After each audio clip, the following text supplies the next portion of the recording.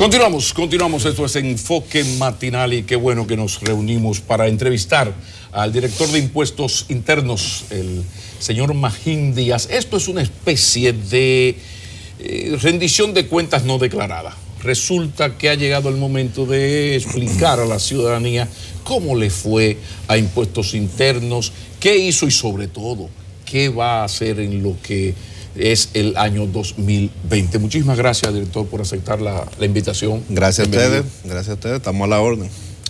Ese es el briefing es obligado. ¿Qué nos puede usted contar en un par de minutos, en el sentido más general, de lo que fue el año 2019? ¿Qué podemos destacar y debemos hacer?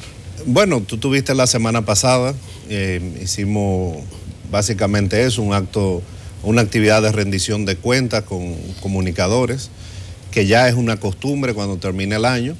Yo creo que como funcionario es nuestro deber pasar balance a lo que se hizo, a lo que se dejó de hacer y a las metas que se cumplieron o no se cumplieron.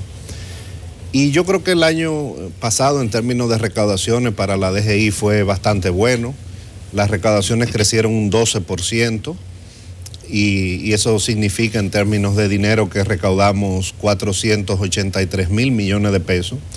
O sea que las recaudaciones de DGI son importantes, ya eso implica que estamos recaudando más de 40 mil millones de pesos mensuales en promedio. Y básicamente la DGI es el 3/4 parte de la recaudación del gobierno, es decir, que Impuestos Internos es el sostén de las finanzas públicas. De cada 100 pesos, ¿cuánto recauda? Más o menos. 73. Joder. Casi 3/4 partes de la recaudación del gobierno viene de la Dirección de Impuestos Internos. Y un crecimiento de 12% por encima del 2018 es, yo diría que es notable, porque estamos creciendo 12% sobre un año anterior que tuvo ingresos extraordinarios de 10 mil millones de pesos por la venta de la Cervecería Nacional Dominicana. Cuando uno quita ese efecto, el crecimiento fue de casi 15% en las recaudaciones, en un año que la economía no creció tanto como los años anteriores, que hubo una desaceleración o una caída del turismo, en un año complejo que se crezca esas tasas que duplican el crecimiento de la actividad económica, significa que yo creo que fue un buen año. ¿Y qué puede explicar esa mejoría? Que Impuestos Internos, yo estoy mirando la gráfica y va ascendente en su capacidad de recaudación. ¿Qué se está haciendo que puede explicar estos éxitos de los últimos años? Uno dice éxito, pero a veces como ciudadano duele. Vamos arriba. Bueno, más que éxito es necesario, sí, independientemente de la política, de lo que uno quiera o no quiera, el Estado tiene que mantenerse. Y bueno, los impuestos hay que pagarlos. No hay un solo factor que explica el crecimiento de la recaudación, y yo siempre lo he dicho. Tampoco hay magia. Es un conjunto de cosas. Yo creo que lo primero, y sin eso no hay nada, aunque la economía se desaceleró un poco en el año pasado, en el primer semestre, es una economía todavía que está creciendo bastante, sobre todo cuando se compara con el resto de América Latina. Entonces tiene que haber crecimiento en la actividad económica para que crezcan las recaudaciones de esa manera. Eso explica una parte, pero hemos tomado muchas medidas administrativas, combate focalizado a la evasión y al fraude. Ustedes han visto lo que hemos hecho en el sector de alcoholes, en el sector de cigarrillos, en combustible. En alcoholes ahora venimos con un nuevo procedimiento para tratar de combatir el fraude, que es automatizado. El combate al fraude de los comprobantes fiscales, que estaba bastante generalizado en el país. Algunos sometimientos penales por defraudación. No es lo que la institución quiere, siempre es una excepción, pero en todos los países tiene que hacerse. Porque hay casos de fraude muy evidentes. ¿Cómo llega? Porque tradicionalmente Impuestos Internos no judicializaba los casos. Vi que hay unos 34 casos, que es un porcentaje ínfimo, 0 punto qué sé yo cuánto del total, pero sí es noticia esto. ¿Cuál es el proceso? ¿Qué tiene que ocurrir para que Maquinini S.A. no paga impuestos? Se le hace un llamamiento, vuelve y otro. O sea, el proceso hasta el cual ya te cierro el negocio y te someto a la justicia. ¿Cómo se llega del momento de la primera citación, Maquinini? no ha pagado el 17. Ven acá. Bueno, lo primero es que todas las administraciones tributarias hacen sometimiento de naturaleza, incluyendo la DGI en República Dominicana antes de esta gestión. Se hizo con Juan Hernández, recuerdo sometimiento por fraude de comprobantes en el año 2009, 2010, se hizo en la gestión de Guarocuya, o sea, se hace, está en el Código Tributario la defraudación tributaria, sin contar que siempre hay otros elementos penales que van más allá del Código Tributario. Ahora siempre, tanto en esta gestión como en las otras gestiones o en el resto del mundo, los casos penales son una minoría, son una excepción.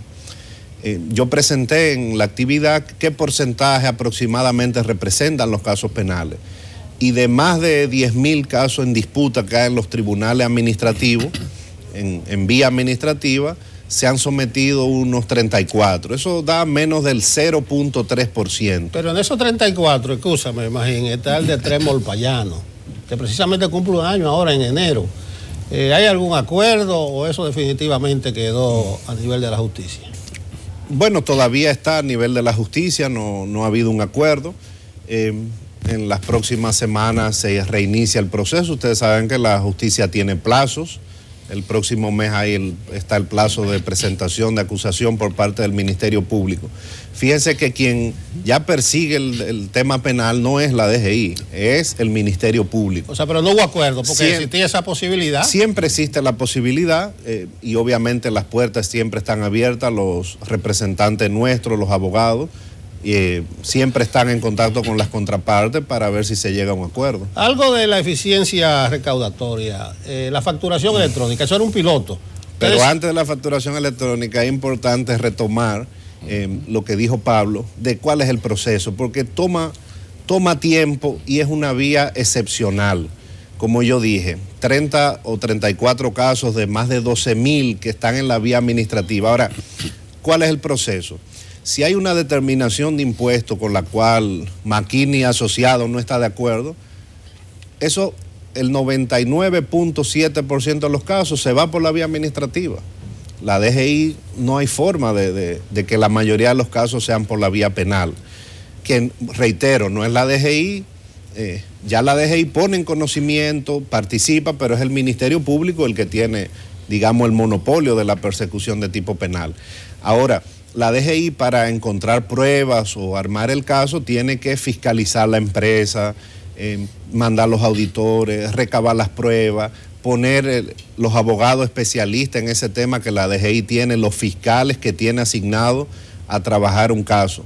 Entonces, un caso de tipo penal puede llevar desde 6 meses, un caso relativamente pequeño, hasta 1 año y medio, 2 años, llevarlo al nivel de presentarlo al Ministerio Público, y el contribuyente tiene múltiples etapas en las que puede haberse acercado a DGI.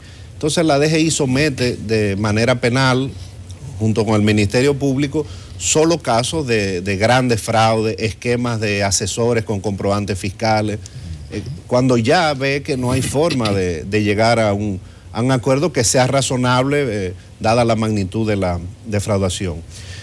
Volviendo a tu pregunta, el país hizo un cambio muy importante en el año 2007, que fue los números de comprobantes fiscales.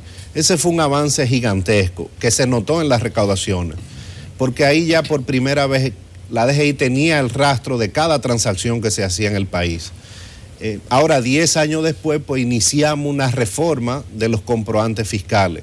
En el año 2018 cambiamos la numeración de los comprobantes fiscales, lo hicimos menos numeración, más sencillo, pero el cambio más relevante, hubo 2 cambios relevantes con los comprobantes fiscales. Primero, ahora los comprobantes fiscales tienen fecha de vencimiento. Ahora vencen cuando tú tienes un comprobante en diciembre del año siguiente. Eso es muy importante, porque el comprobante fiscal para crédito en las empresas es casi un cheque en blanco. Entonces se hizo un mercado y había comprobantes que tenían 10 años y empezaron a venderse. ¿Y para la entrega hay algún control? Sí. O sea, yo no puedo... ya no. ¿Qué pasaba antes? Se creaban empresas, asesores surgieron que solicitaban 1 millón de comprobantes.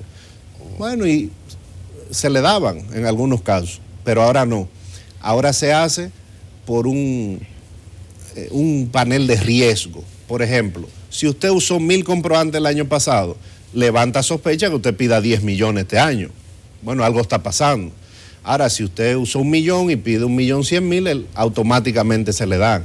Se ve si tiene omisiones, si ha hecho sus declaraciones a tiempo, se toman. Yo iba a decir que era un algoritmo, pero esa palabra no se puede usar mucho ya. Pero se utilizan más de 15 parámetros ahora para controlar. Eso no significa que no se dan, porque la DGI no puede bloquear al contribuyente. Los comprobantes de consumidor final siempre se entregan. Ahora, los de crédito fiscal, bueno, hay unos parámetros que se toman en cuenta para tratar de reducir el fraude. Ahora, ¿cuál es el siguiente paso de esa reforma? Pasar a la facturación electrónica, que es el paso natural luego de la implementación de los comprobantes fiscales. Con la implementación de la facturación electrónica se va a eliminar la factura en papel en el país. La DGI va a tener de manera automática la información, en menos de un segundo la información del contribuyente. El contribuyente no va a tener que remitir la información mensualmente, pero ya la DGI la va a tener al instante. ¿En los hechos cómo se hace eso en la realidad? ¿Cuál es el proceso entonces? El proceso se inició el año pasado. Ajá. Pero un piloto. Sí, un piloto. No sé si ya eso se institucionalizó para este año. No, pues, bueno, que hay que empezar con un piloto, a ver cómo funciona. Sí. ¿Cómo funciona? Primero todo, es un proceso informático amplio. Antes de nosotros sacar el piloto en el que participaron 11 empresas, los programadores de DGI se hizo un equipo especializado que duró casi un año preparándose para estar listo desde el punto de vista informático. Entonces invitamos a 11 grandes empresas facturadores que ya empezaron a emitir facturas electrónicas, es decir, sin papel.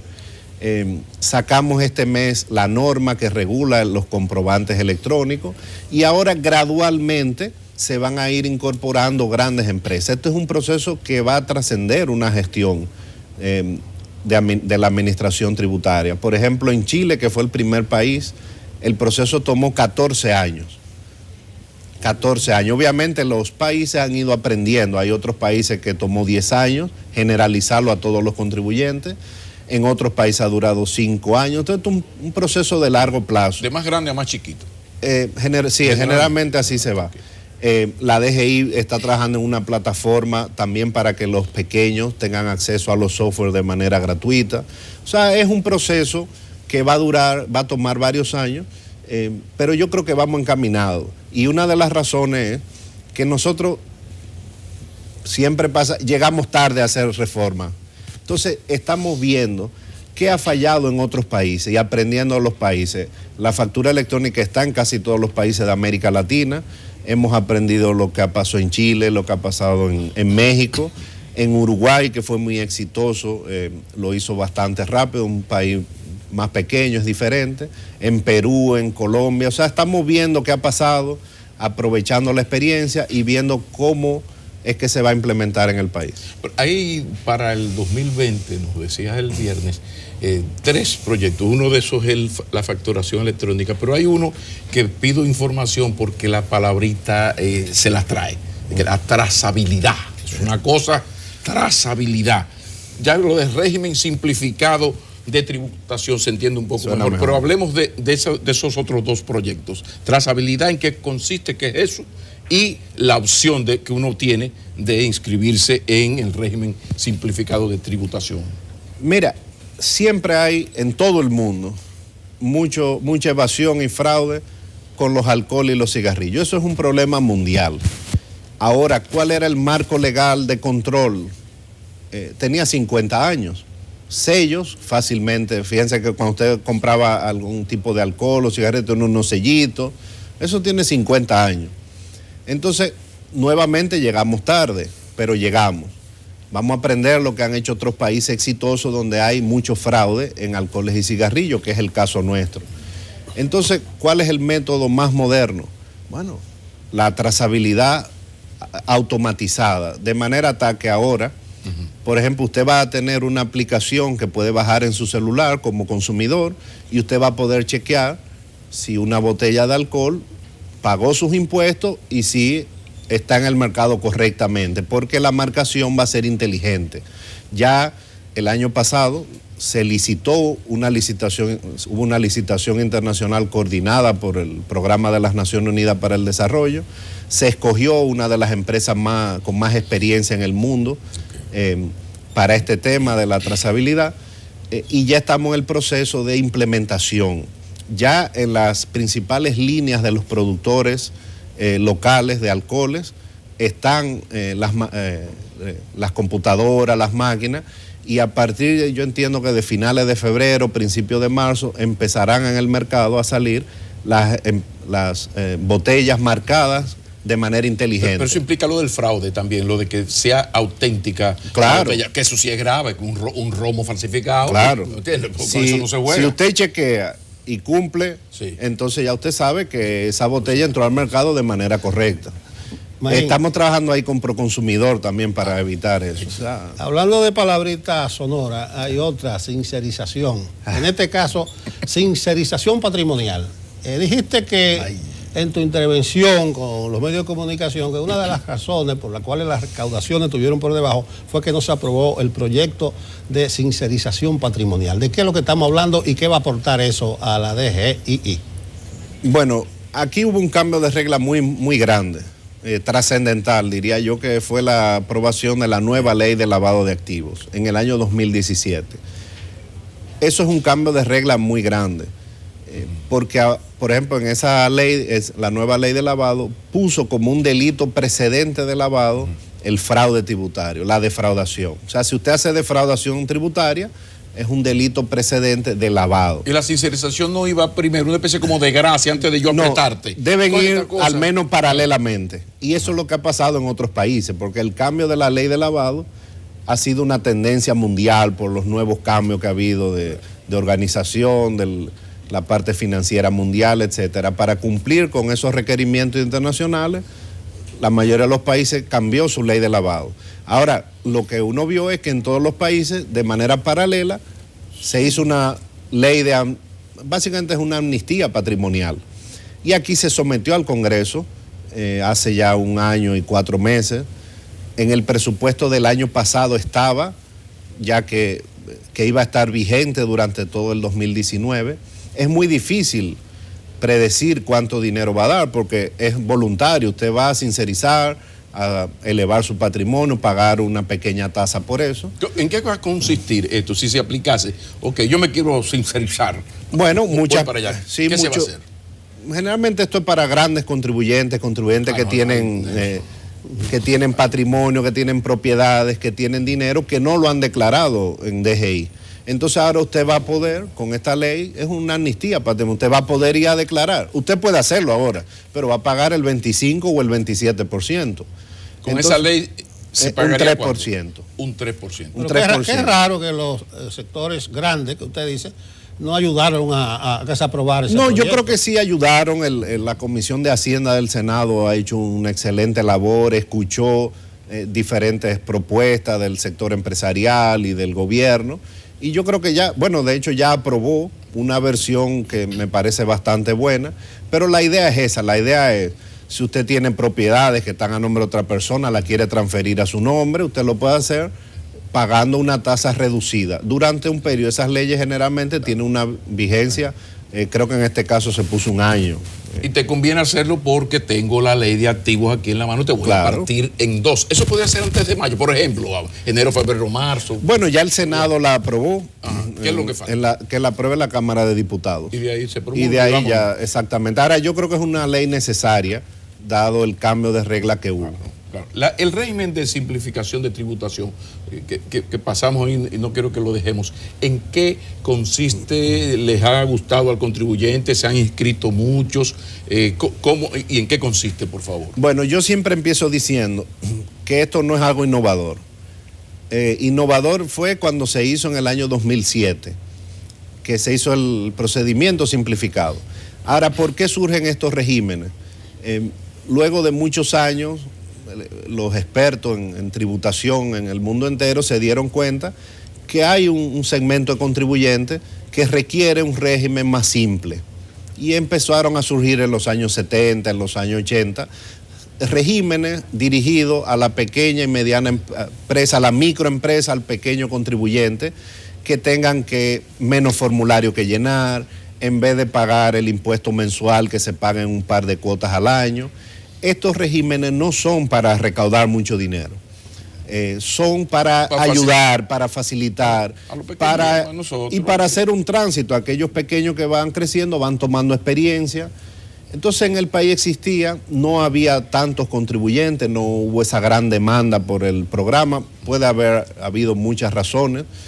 Una puede haber sido el desconocimiento, porque realmente yo entiendo que tenía beneficio. Ahora, pero por eso la pregunta, el beneficio, ¿por qué me conviene a mí como empresista, Maquinini SRL, meterme en el régimen? No le conviene porque no tiene que hacer pagos mensuales de anticipo, por ejemplo, ni pago de ITEVI. Usted paga al año 2 o 3 cuotas y ahí paga impuestos sobre la renta e ITEVI.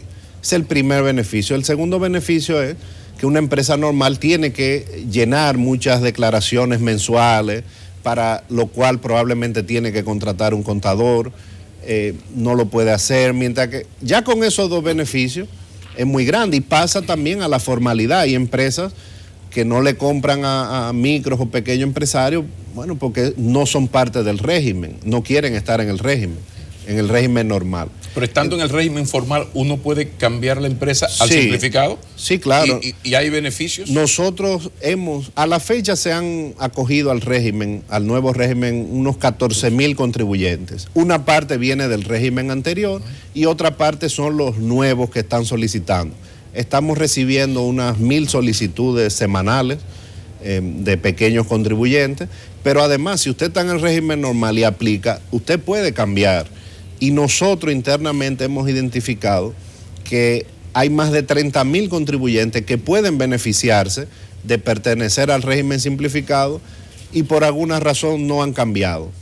Puede ser que esté mal asesorado, puede ser desconocimiento, que yo creo que es la mayor causa, no conocen. Entonces estamos haciendo un plan de educación tributaria, creamos un área en DGI para supervisar este régimen. En cada oficina de DGI, que ya tenemos más de 50 en todo el país, hay personas que dan asistencia al pequeño contribuyente. ¿Se ha trabajado en lo de la capacitación? Sí. Al ciudadano, a los equipos técnicos de ustedes. No, se ha capacitado. ¿Cómo está eso? La DGI, yo entiendo que tiene uno de las mejores áreas se llama educación tributaria que hay. Lo hacemos de manera gratuita. Tenemos acuerdos con decenas de instituciones, universidades, colegios, porque escuelas públicas, tenemos un acuerdo con el Ministerio de Educación. Tenemos acuerdos con grandes asociaciones empresariales. Le damos educación tributaria a la IRD, a Adozonas, pero a las micro también, con Codopime, con la Junta Agroempresarial. Y el año pasado capacitamos más de 80,000 contribuyentes. Imagínate, la clase media y la media alta, si nos vamos a la composición social de Bosch, se considera el banquito de picar la carne en materia impositiva. Tú dices que las recaudaciones por ITEVIS crecieron un 13%. ¿Realmente está llevando sobre sus hombros la clase media mucho el peso de la parte impositiva?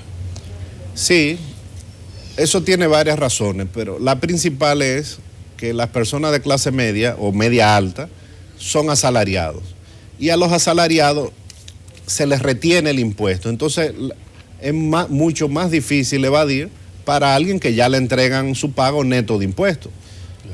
Otra cosa es que el empleador se quede con ese impuesto, pero ya usted pagó sus impuestos como empleado. Entonces los asalariados, no pueden evadir.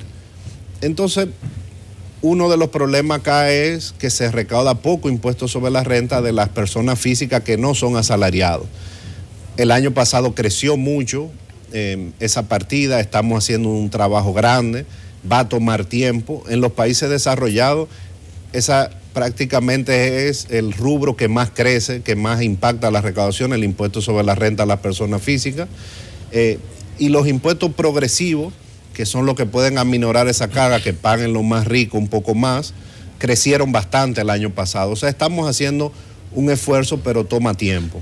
Nos llegamos a una parte donde nos presionan mucho. Ajá. La tarjeta de turista, el reembolso por el boleto aéreo. La gente decía, ¿y quién se va a preocupar de buscar $10, de llenar un proceso? Eso puede cuantificarse y si realmente ha funcionado. Bueno, yo creo que ese es un foul que injustamente se le ha pegado a la DGI, como se le pegan muchos. Porque la DGI lo que hace es implementar la política tributaria que otros diseñan. El sector turismo tenía años o décadas pidiendo cambien el mecanismo de cobro de la tarjeta de turismo, porque somos un país turístico, vienen millones de personas y algunos después toman un vuelo de 10 horas y llegan y tienen que hacer una fila en el aeropuerto. Entonces la forma más eficiente de cobrarlo era incluyéndolo en el pasaje. Ahora, y la instrucción que se le dio a DGI es cambie la forma de recaudarlo. Ahora, cóbrelo en el pasaje. Cuando vamos a hablar con las líneas aéreas, ellos nos dicen, sí, eso se puede hacer, pero no podemos discriminar por nacionalidad. Podemos discriminar por punto de venta. Si usted compra el pasaje fuera, aunque sea dominicano, no tenemos forma de quitarle esos $10. Entonces ahí utilizamos el mecanismo que nos da el Código Tributario, que es cobrar el impuesto y poner a disposición el reembolso. ¿Ha funcionado eso? Sí, está funcionando. En la página web, o usted puede ir a una oficina y se le devuelve. Ahora, siempre pasa con el dominicano que no le gusta hacerlo mucho. Entonces, el porcentaje que pide el reembolso es muy pequeño, menos del 5%. Ahora, esto no es un tema recaudatorio. La tarjeta de turismo es uno de los impuestos más pequeños que tiene el país. En total recauda unos 4.000 millones de pesos de casi 500.000. O sea, la DGI no se queda con esos $10 del dominicano fuera porque eso le va a aumentar las recaudaciones. Ese dinero está ahí listo para ser reembolsado y dimos varias formas de hacerlo, como dice el código, puede ser un crédito a tu tarjeta de crédito, a tu tarjeta de débito, o lo puede ir a buscar en efectivo. Lo más fácil es a través del internet. En los hechos se quedó como un impuesto, aunque no sea un impuesto, pero no podemos terminar sin aclaración de rumores. Se habla del uso político de la Dirección de Impuestos Internos, un tema. Y el otro, de que se le pide una negociación, se le piden avances a empresas grandes para entonces abultar las recaudaciones. ¿Podemos explicar esos dos rumores? Chismes que suenan por ahí. Claro, el segundo muy fácil, no hay forma. Yo creo que esa era una práctica que dicen la gente que tiene más años, que se usaba hace 20, 30 años. A veces el gobierno siempre necesita dinero. Y antes también. Se llamaba a las empresas grandes, venga. Pero es una práctica eliminada completamente. Yo entiendo que desde la gestión de Juan Hernández no hay forma de que un director hable con una empresa, mira, adelántame ahí lo del año que viene. No, ese tipo de negociación, eso no. ¿Y eso pasó? Eso pasó, eso no hay forma de que una administración profesional lo haga. ¿Y el uso político? ¿Cuál uso político? De impuestos internos, si tú eres del PLD, te perdono y no te cobro, y si tú eres del PRM y te está destacando y tiene una empresa, te aplico, ¿eso son chismes? No, pero eso es un chisme. Eso se queda así como chisme. Eso es un chisme, sí. Eso no hay forma de que una gestión profesional lo haga. Yo defiendo la gestión profesional de impuestos internos. Como yo dije, mucha gente piensa que yo soy de Danilo y lo soy, pero yo soy familia de Hipólito, con mucho orgullo, familia de verdad. Me crié con su familia, fui al colegio con su familia. Pero usted no es Domínguez. Mi papá era, porque eran de Gurabo. Entonces, no hay forma de que eso pase. Y ¿por qué menciono el caso de Hipólito? Porque me conocen, gente que está en la oposición, de que se use. Y yo no creo que tampoco los últimos directores hayan utilizado como herramienta política. Yo creo que la DGI ya pasó esa etapa, hay sistemas que funcionan, hay cientos de miles de contribuyentes, no hay forma de que haya una reunión que la DGI se entere y media hora después te llegue una notificación. Y por cierto, se sacó la pata metida entonces cuando se puso en una lista al director de impuestos internos, dirigiendo campaña. Insana virtud la de meter la pata. ¿Cómo se arregló eso? Bueno, se arregló porque nunca pasó, fue una lista. ¿Alguien metió la pata? Porque estaba en la... El Sí. que no lo sabía era el director, pero apareció Bueno, ahí. pero como decía Cantinflas, si usted saca la pata a tiempo, es como si no lo hubiera metido. Una pena Entonces, porque te pusieron con Temístocle para el sur. No es que en Elías Sí. Piña, el director de impuestos, pónmelo Pero, Piantini, mira, en un fin. país, porque una cosa es que la DGI no se use para fines políticos, otra cosa que es la realidad que es un país muy politizado. Entonces, el director de impuestos no debe participar en ese tipo de cosas y yo he dejado muy claro. Entonces, espacio para que la DGI se use para fines políticos no hay, absolutamente no hay. Muchísimas gracias, director. De esto se trataba, porque hay que convencer al dominicano, como se convenció al pueblo norteamericano, de que solo dos cosas usted tiene seguro en la vida: morirse y pagar impuestos. Y que eso no tiene que ver con posiciones políticas. Despolitizar a impuestos internos quizás es lo más positivo y en lo que más se ha mejorado. Mire que se ha mejorado en impuestos internos. Que siga por ahí, porque con eso no se debe jugar. Yo creo que así es. Magín Díaz nos ha acompañado, el señor director de impuestos internos. Ya ustedes lo han visto, una especie de rendición de cuentas de cómo van las cosas en la Dirección General de Impuestos Internos. Continuamos.